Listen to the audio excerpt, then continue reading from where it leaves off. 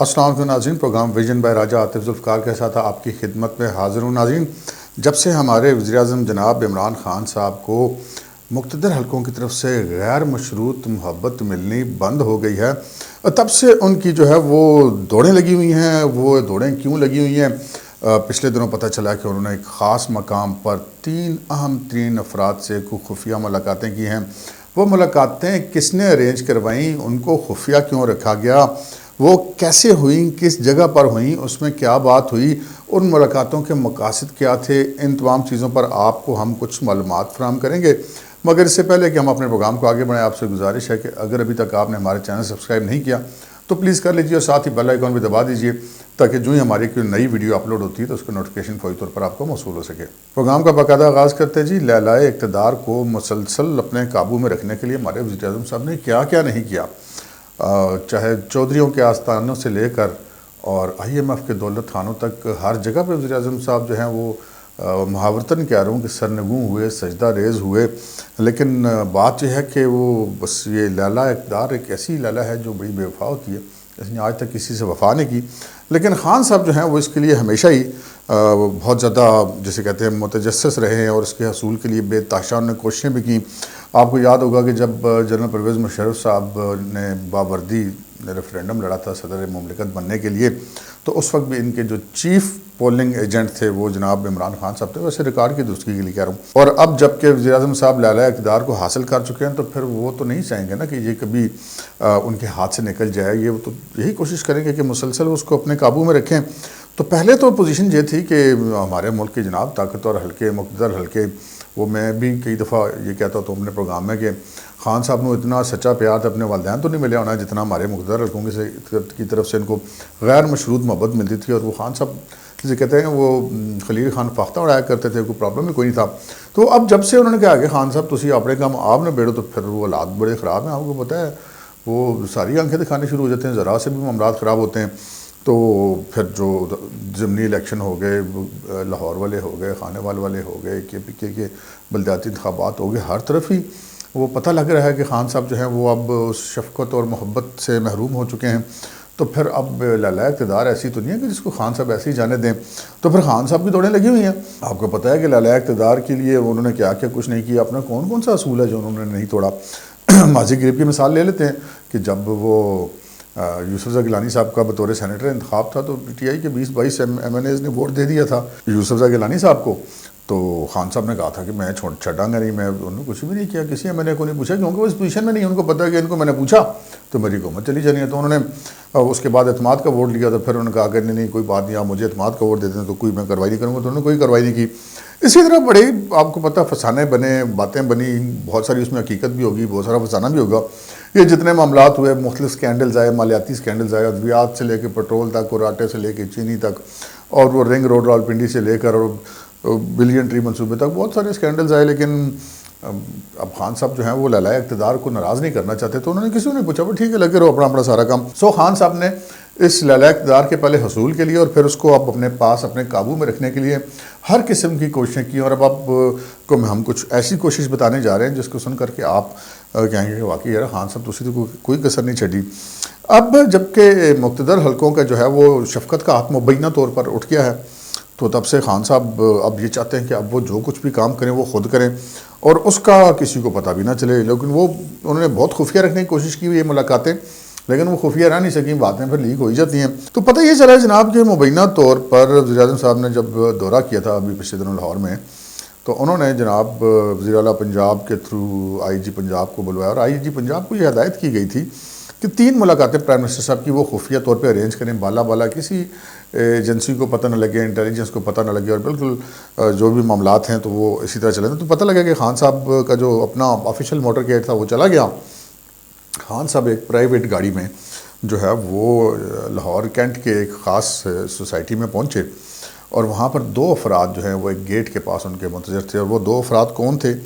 یہ ہم آپ کو بتاتے ہیں جناب۔ وہ 2 افراد تھے جناب سابق چیف جسٹس پاکستان کے، دونوں ہی افراد پاکستان کے سابق چیف جسٹس ہیں، ایک تو جسٹس ریٹائرڈ ثاقب نثار صاحب اور ایک جسٹس ریٹائرڈ جو ہیں وہ آصف سعید کھوسہ صاحب. ہمارے دوست صدیق سائی صاحب نے آج دن کے ولاگ میں ثاقب نثار صاحب سے ملاقات کا ذکر کیا تھا، لیکن ہم نے کہا کہ چلیں آپ کو پوری تفصیل بتا دیتے ہیں. تو وہ ایک ملاقات نہیں تھی جی، وہ 2 ملاقاتیں تھیں، 2 افراد سے ایک ہی وقت میں ملاقات تھی، اور اس کے بعد ایک تیسری ملاقات تھی، وہ بھی آپ کو میں بتاتا ہوں. تو پتہ یہ چلا کہ مبینہ طور پہ ثاقب نثار صاحب اور آصف سعید کھوسہ صاحب وہاں پر ان کے منتظر تھے، اور وہ اکیلی گاڑی تھی، اس کے ساتھ کوئی اسکواڈ نہیں تھا اور کوئی گن مین نہیں تھی، تاکہ پتہ نہ چل سکے کہ جناب یہ پرائم منسٹر صاحب اس میں، اور یہ ملاقاتیں ارینج کی تھی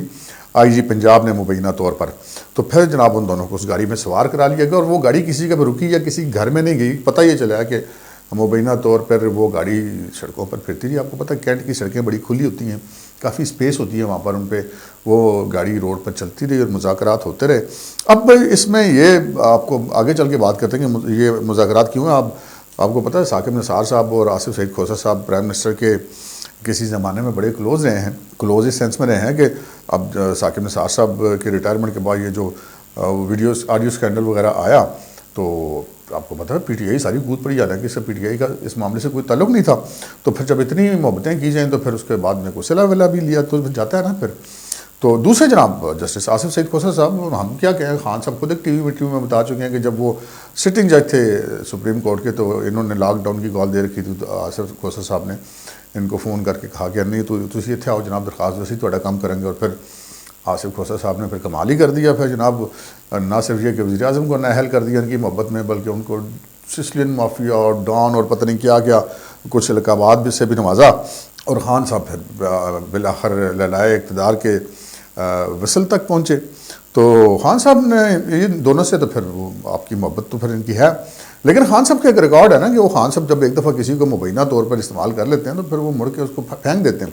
لیکن خان صاحب نے ان دونوں کو پھر بلایا، تو یہ بھی ایک ان کے یو ٹرنوں میں ایک اضافہ ہو گیا کہ پہلے چھڑ دیتا، کام لیتا، پھر چھڑ دیتا، تو پھر بلا لیا جو کام پہ. ابھی ہم آپ کو بتاتے ہیں کہ وہ تیسرا شخص کون تھا. وہ تیسرا شخص جو تھا وہ اس کا نام ہے جناب جہانگیر ترین. جی وہی جہانگیر ترین جن کے جناب مخالفت میں دن رات ایک ہو رہا ہے، دھمکیاں دی جا رہی ہیں اور سارا کچھ کیا جا رہا ہے. وہ بھی کہتے ہیں ہم ادھر چلے جائیں گے ادھر چلے جائیں گے، کبھی کس سے ملتے ہیں کبھی کس سے ملتے ہیں. لیکن وہ آپ کو پتہ ہے نا، جہانگیر ترین صاحب خان صاحب کے اقتدار میں آنے کے بعد وہ جو نہ ان کے بس قومی اسمبلی کے ممبر پورے تھے، نہ صوبائی اسمبلی کے ممبر پورے تھے، تو جہانگیر ترین کا جہاز چلا تو پھر وہ آئے. تو خود ترین صاحب بھی کہہ چکے ہیں. تو ترین صاحب جو ہیں ان کے پرانے دوست، ان کے پرانے جگری یار. ویسے خان صاحب نے یہ بھی ایک یو ٹرن لیا کہ وہ جب ایک دفعہ کسی بندے سے کام نکالے تھے اس کے بعد انہوں لت مار دیتے ہیں، تو اب انہوں نے ایک دفعہ پھر ان کو واپس بلا لیا. یہ بھی ایک انہوں نے یو ٹرن لیا. تو پھر جناب پتہ یہ چلا کہ آصف سعید کھوسہ صاحب اور ثاقب نثار صاحب کو ایک جگہ پہ اتارا گیا، اور اس کے بعد وہ گاڑی چلی گئی اور وہ اپنے اپنے راستے چلے گئے. اور پھر ایک اور جگہ پہ اسی جگہ کے قریب جگہ پہ جہانگیر ترین صاحب کو بلوایا گیا تھا. پھر جہانگیر ترین صاحب اس گاڑی میں ان کے ساتھ سوار ہو گئے اور پھر گاڑی وہ سڑک پہ پھرتی رہی اور بات چیت ہوتی رہی. اب یہ بات کہی جائے کہ یہ ملاقاتیں کیوں ہیں. ملاقاتیں ہونے کی بہت ساری وجوہات ہیں. اب یہ تو نہیں کہا جا سکتا کہ ایک ایسی ملاقات جس میں خان صاحب تھے اور وہ 2 سابق چیف جسٹس تھے اور ایک میں خان صاحب اور جہانگیر ترین تھے، ان کے درمیان کیا بات ہوئی یہ تو آپ کو کوئی بھی نہیں بتا سکتا، کیونکہ وہ ساڑھے کو تو نہ کوئی خلائی مخلوق ہے نہ کوئی ہوائی مخلوق ہے. تو وہ اس قسم کی باتیں چیک کرنے کے لیے تو پھر ان کو آنا ضروری ہے نا، تو وہ تو یہاں پر تھی نہیں. تو اب یہ جو ہے وہ ہمارے جو سیاسی تجزیہ نگار ہیں، تبصرہ نگار ہیں، وہ ان کی 3 وجوہات جو ہیں وہ سمجھتے ہیں، ہم بھی سمجھتے ہیں، آپ کے ساتھ شیئر کرتے ہیں. ایک وجہ تو یہ بھی ہو سکتی ہے کہ چونکہ اب چیئرمین نیب کو بھی تعینات کرنا ہے، تو لگتا ہے کہ جو جسٹس ریٹائرڈ جاوید اقبال صاحب ہیں ان کا شاید خان صاحب کا اب ان سے جی بھر گیا، جو ان سے کام لینا تھا مبینہ طور پہ انہوں نے لے لیا. اب وہ نیا چیئرمین نیب جو ہے وہ لگانا چاہتے ہیں، تو اس کے لیے جو ہے وہ بڑے موضوع ترین ہیں. میاں ثاقب نثار اپنی جگہ پہ بڑے موضوع ہیں اور آصف سعید کھوسہ صاحب اپنی جگہ پہ بڑے موضوع ہیں. اب ان دونوں میں سے کوئی بھی ایک بندہ اگر چیئرمین نیب لگا دیا جاتا ہے تو خان صاحب کے تو پھر وہ وہی کریں گے نا جو کہ خان صاحب کہیں گے. وہ خود مختاری شاہی تو سائڈ پہ رہ جائے گی، کیونکہ جب ان کو خان صاحب کی کوئی مجبوری نہیں تھی، وہ چیف جسٹس کے عہدے پہ تھے یا سپریم کورٹ کے جج کے عہدے پہ تھے، انہوں نے تو خان صاحب کو پھر بھی جناب خان صاحب کی محبت سے وہ سرشار تھے. تو اب اگر خان صاحب ان کو لگا دیں گے چیئرمین نیب تو پھر وہ ان کی سرشاری کا ایک عالم ہی دیکھنے والا ہوگا. تو پھر جناب یہ ایک تو یہ بات کی جائے گی. دوسری پھر ایک بات یہ بھی کی جا رہی ہے کہ اگر خان صاحب جو ہیں وہ کوئی اپنے اختیارات کے مبینہ استعمال کا فیصلہ کرتے ہیں، وہ چونکہ میں ماڑا آدمی ہوں جی، تو اس وجہ سے میں یہ نام نہیں لے سکتا کہ کس اعلیٰ سرکاری افسر کو وہ تبدیل کرنے کے بارے میں مشورے مبینہ طور پہ کرتے پھرتے ہیں دروغ بر گردن راوی. لیکن بہرحال یہ کنفرم بات تو نہیں ہے، لیکن ایک امکان یہ بھی ظاہر کیا جا رہا ہے. پھر تیسرا جو معاملہ ہے یہ پتہ چلا ہے کہ جناب جہانگیر ترین صاحب سے جو ملاقات ہے وہ پھر اس میں تو یہی کہا ہوگا نا کہ ترین صاحب مہربانی کرو ابلات پھر وہ اسی طرف جا رہے ہیں، کیونکہ جب سے جہانگیر ترین صاحب تحریک انصاف سے ہٹے ہیں